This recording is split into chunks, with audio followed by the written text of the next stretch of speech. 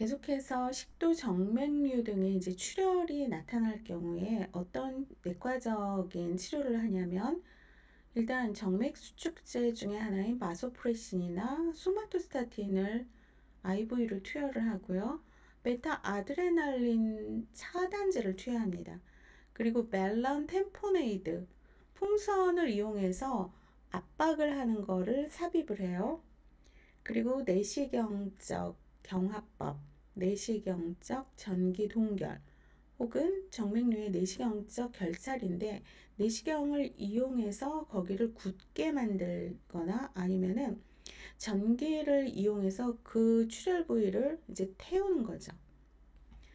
그래서 문맥 고혈압이나 식도 정맥류 환자에게 중요한 것은 블리딩 사인을 어세스하고 이런 블리딩 출혈을 예방하는 것이에요.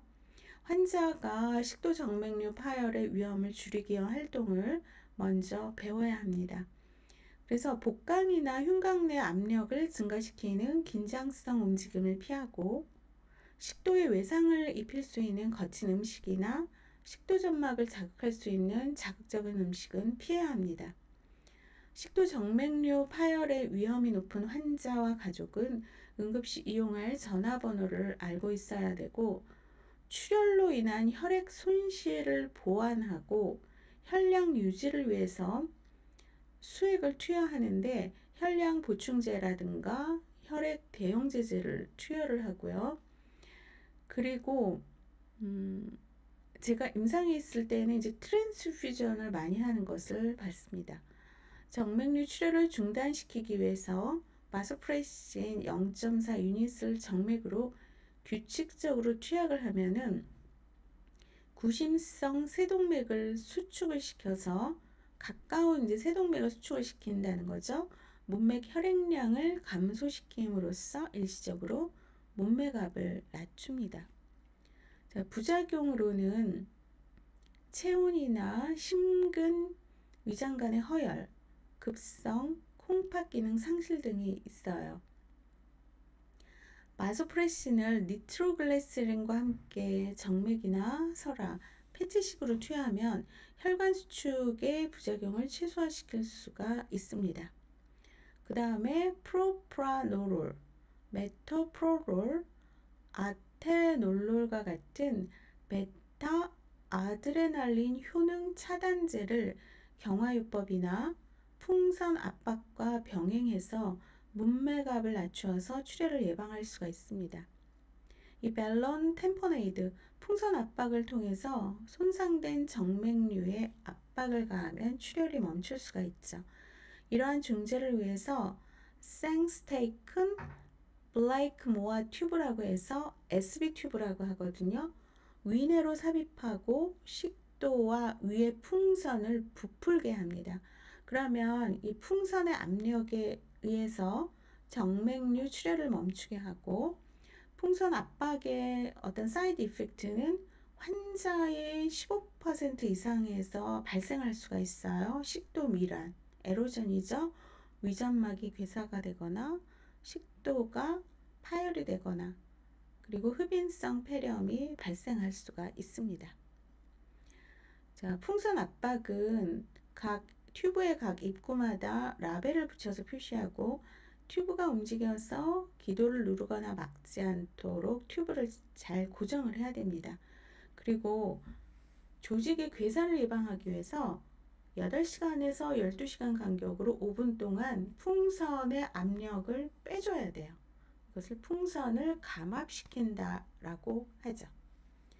식도 풍선의 압력은 식도의 출혈을 멈추게 하는 것이 목적이지만, 이 압력이 계속 높은 상태를 유지하게 되면 식도가 네크로시스, 괴사가 될 수가 있어요.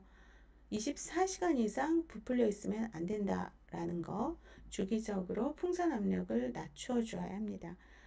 그래서 제가 임상에 있을 때는 이제 아침, 점심, 저녁, 데이, 이브닝, 나이마다 인턴 선생님 호출해서 풍선의 압력을 한 5분 정도 빼고 다시 압력을 집어넣는 것을 제가 경험을 한 바 있습니다.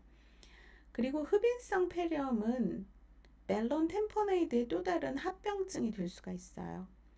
식도 내에 부풀어진 풍선은 타액이나 분비물이 위로 들어가지 못하게 하기 때문에 기관으로 흡입이 될 수가 있습니다.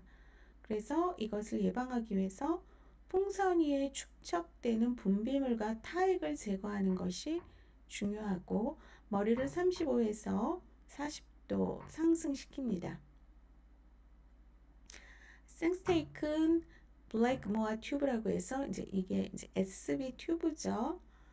자, 코를 통해서 식도를 지나서 이 식도에 이제 멜론이 된 상태이고 위장의 입구에 이제 이렇게 해서 멜론이 되어서 딱 고정시켜야 돼요. 그래서 이 튜브가 3개가 있죠. 식도 벨륨과 연결되어 있는 것, 그 다음에 흡인할 수 있는 것, 또 위장 벨륨과 연결되어 있는 요거를 라벨을 붙여서 이거를 구별을 해야 돼요. 자, 코를 통해서 삽입한 튜브는 비공에 미란을 일으킬 수가 있죠. 이를 예방하기 위해서 외 비공을 청결히 하고 윤활제를 발라주어야 하고 필요하면 코 주변에 패드를 대어줄 수도 있습니다. 자, 풍선 압박의 또 다른 합병증은 에어웨이 obstruction, 기도 폐색이에요. 위 풍선이 터지거나 바람이 빠지고 이로 인해서 식도의 풍선이 구강 인도까지 올려졌을 때 발생할 수가 있습니다. 이거는 응급 상태죠. 그래서 간호사는 침상 옆에 가위를 준비해 두어야 돼요. 사태가 발생하면 즉시 기도 개방을 위해서 튜브를 자르고 제거를 해야 됩니다. 간호사는 위풍선의 돌발적인 수축을 예방하기 위해서 각 튜브의 입구마다 표시를 해둬야 된다라는 것. 식도의 정맥류 출혈을 예방하고 치료하기 위해서 내시경적 경화요법을 시행할 수가 있습니다. 엔도스코픽 스클레로스 세라피라고 하는데 내시경을 통해서 출혈이 있는 식도 정맥류에 경화제를 주사해서 정맥류로 흘러 들어가게 한 후 혈전, 피떡을 일으켜서 혈관이 경화되도록 하는 시술이에요. 이 시술은 급성 위장관계 출혈을 치료하는 데 성공적으로 이용되어 왔고 식도 정맥류가 출혈되기 전에 사용할 수 있는데 식도 정맥류 출혈을 예측하기 어렵기 때문에 사용에 논란이 있는 경우도 있습니다. 경정맥 경유, 간내 문맥 전신 순환 션트, 트랜스주귤라 인트라헤파틱 포토시스테믹 션트 또는 트랜스주귤라 인트라헤파틱 포토시스테믹 스텐트 션팅이라고 해요. 굉장히 길죠? 그래서 그 임상에서는 팁스 혹은 TIPS라고 합니다. 이거는 문맥 고혈압이나 혹은 그 합병증인 식도 정맥류와 복수를 완화시키는 응급처치로 이용되기도 합니다. 바늘을 간 조직으로 삽입해서 통로를 만들고 이 통로 안에 금속의 스텐트를 삽입하는 거예요. 그래서 혈액이 경화된 간 조직을 거치지 않고 문맥에서 간정맥으로 흘러가도록 만든 것이 바로 TIPS, 션트죠. 합병증은 흔히 션트의 경화나 막힘이 나타날 수가 있습니다. 그래서 이거는 이제 간 이식 전에 하는 단기 처방으로 이용이 되기도 합니다.